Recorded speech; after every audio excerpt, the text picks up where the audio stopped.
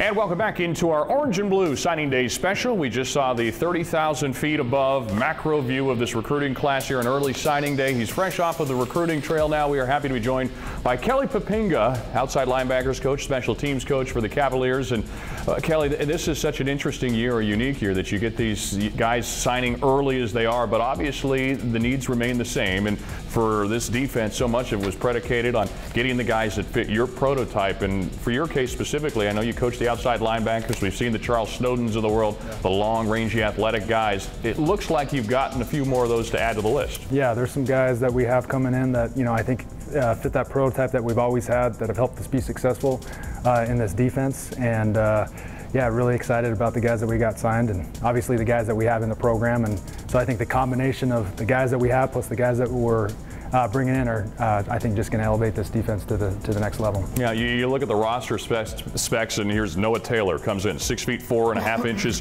200 pounds, out of the Avalon School in Bethesda. What do you like about him? Is he kind of your prototype? Yeah, so Noah, man, he was our first commit all the way back in, before the season even started back in 2016. Came to camp and just blew me away, reminded me of a guy back that I had at BYU named Alani Fua, that Virginia fans might remember.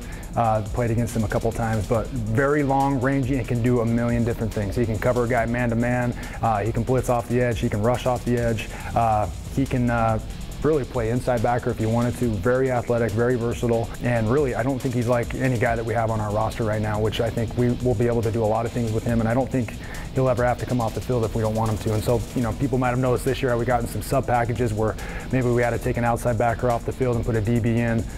He might be a guy that might be able to just stay in the whole time, just because of his athleticism and the chance to be able to cover a guy man-to-man. Another guy that we're really excited about is that Jabbar Garrett. Man, another dynamic athlete just like Noah, but we're going to probably, just because he's not as long as those other guys as far as height, he does have really long arms, very versatile athlete, but losing Micah, we believe that this is a guy that can go in there and compete for one of those spots at the inside backer. He's got to gain some weight, and I think what Jabbar gives us is a guy that really can cover from sideline to sideline. And so now the physical part of it is going to take a year or two to be able to do that. But when you're playing these spread defense or spread offenses now, you need a guy at that Mike backer position that really can cover some ground. I think there's going to be probably a mixture of different guys that are going to be able to do all the things that Micah did over the last 3 years. We're probably going to have to take 2 or 3 guys to do all those things that he did for us. But I think Jabbar will be a guy that can compete for that spot and earn a role for us. One name that stands out to me is you continue to maybe look for that nose tackle of the future, the guy that can plug the middle at 292 pounds. When you look at a guy like Jordan Redmond, they don't make him that big in high school very often, do they? Yeah, no, he's a special player. He's very quick, and just be able to get him, I think he fits exactly what we want at that nose guard position, and really it might help us allow now Eli to move him to his more natural position of playing end, like he played last year in 2016. He is our type of nose guard that we've had in the systems in the past that have helped us play dominant run defense. And that's what we got to continue to do to take the next step as a defense. We got to play that dominant run defense. You're looking to fill some voids, and one of those big voids that'll be missing Quinn Blanding in the backside of that defensive secondary. Well, you go back to the 757. Yeah. It's your first guy down from the Hampton Roads area, but you look at safety in the form of Joseph White out of Lansdowne High School in Virginia Beach. Is he a guy that helps to kind of fill that void? I don't think you fully fill those shoes, but it certainly helps. Filling the shoes of Quinn is going to be tough, but I think we have some great guys in the program, and then Joe is just a perfect fit as far as a football player and as intelligence and just a UVA type of kid.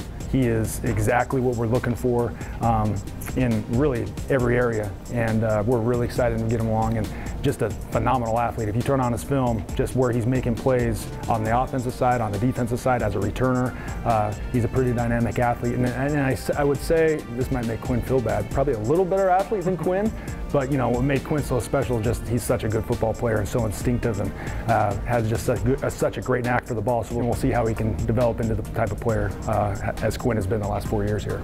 So 3 guys on that, the 3 layers on the defensive side of things. I think it would be remiss if we did talk a little bit about the special teams component here, because let's say it like it is, the last 2 years have been a little bit of an adventure in the kicking game. Oh yeah. So now you bring in a guy by the name of Hunter Pearson, rated the #2 high school kicker in the country by one service. What do you like about about him? What does he bring? Yeah, he has a booming leg. I mean, he's consistently hitting from 50. And in high school, where he's already kicking off the ground, and man, when he came to camp this summer, he just totally blew us away. And great kid, great student, you know, another UVA type of guy that's going to fit in with everything that we want to do. And really just gives us a weapon in a type of game like Virginia Tech where, man, it could have been a field goal battle, a field goal contest between, two different kickers just by the, the defense that was played that night. You need a guy like that in a game like that.